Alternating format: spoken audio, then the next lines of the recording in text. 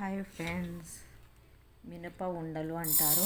పొట్టుపప్పుతో ఇలా మినప ఉండలు చేసుకోవటానికి 1 కప్పు మినపప్పు ఇవి దోరగా వేయించుకోవాలి.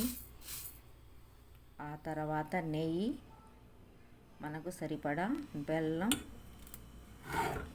కప్పుకి సరిపడా మన తీపిని బట్టి బెల్లం, నెయ్యి వేసుకోవాలి. దానికి కొలతంటూ ఏం లేదు. పూర్వకాలంలో ఎక్కువగా మినప ఉండలు ఆడపిల్లలకి చేసి పెట్టాలి. బలం ఉంటుంది. పెళ్ళిళ్ళు చేస్తే పనులు ఎక్కువ ఉంటాయి. పిల్లలకు స్టామినా ఉండాలంటే ఈ ఉండలు కంపల్సరీగా చేయాలని చెప్పేవాళ్ళు. ఇదిగోండి, పలుగ్గా పౌడర్ వేసుకున్నాను. పలుగ్గా పౌడర్ వేసుకొని ఆ తర్వాత కొద్ది బెల్లం కరగబెట్టిన తర్వాత నెయ్యి, బెల్లం మనకు సరిపడా వేసేసుకోవాలి.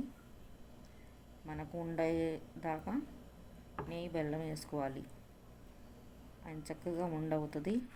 ఇదిగోండి, మొత్తం కలయి పెట్టుకొని ఉండలు చేసుకోవాలి.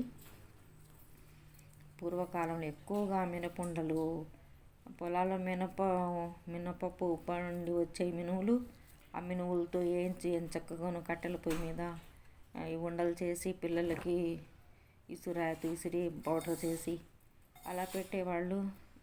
తలా ఒక ఉండ తినేవాళ్ళం. గేదెల నెయ్యి ఉండేవి ఇంట్లో. ఏది బయట కొనే పని ఉండేది కాదు. బెల్లం వేసి చక్కగా ఉండలు చేసి పెట్టేవాళ్ళు. పిల్లలు పెద్దవాళ్ళు అయ్యే ముందు కూడా ఈ ఉండలు పెడితే బలహీనంగా ఉండరు. బలంగా ఉండాలంటే ఈ ఉండలు కంపల్సరీగా పెట్టాలి అని 15 సంవత్సరాలకి 16 సంవత్సరాలకి పెళ్ళిళ్ళు చేసేవాళ్ళు. ఆ రోజుల్లో ఎక్కువ చదివించేవాళ్ళు కాదు. చదువుకున్న వాళ్ళు మాత్రమే పిల్లలకు చదివించేవాళ్ళు. పొలం పనులు పోయేవాళ్ళు, కష్టం చేసేవాళ్ళు. అయితే చదువులు లేవు. ఫ్రెండ్, ఇలా తయారు చేసుకొని మీ పిల్లలకి పెట్టుకోండి.